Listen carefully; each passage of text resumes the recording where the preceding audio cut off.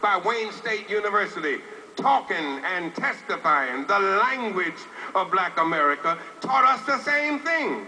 Different does not mean deficient. Linguists had known since the mid-20th century that, number one, nobody in Detroit, with the exception of citizens born and raised in the United Kingdom, nobody in Detroit speaks English. We all speak different varieties of American. Oh, if you don't believe me, just go to the United Kingdom.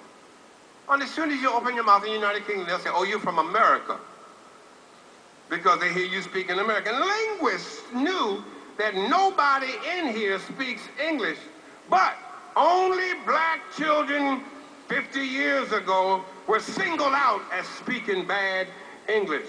In the 1961, that's been all over the internet now, John Kennedy could stand at the inauguration in January and say, "It's not what your country can do for you, it's rather what you can do for your country." How do you spell "is"?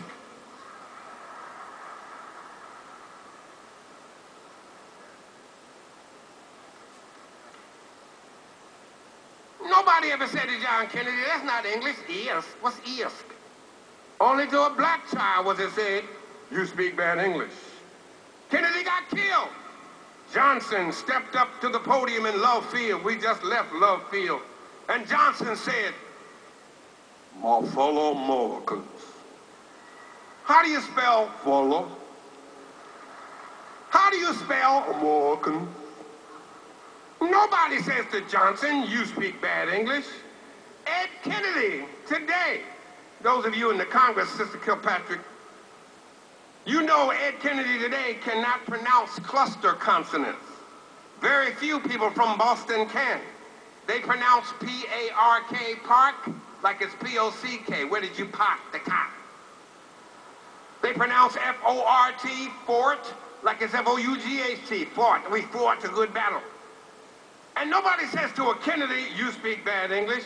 Only to a black child was that said. Linguists knew that 50 years ago, and they also knew, number two, that every language, including the language of Jesus, Aramaic, was made up of 5 subsets: pragmatics, grammar, syntax, semantics, and phonics, and that African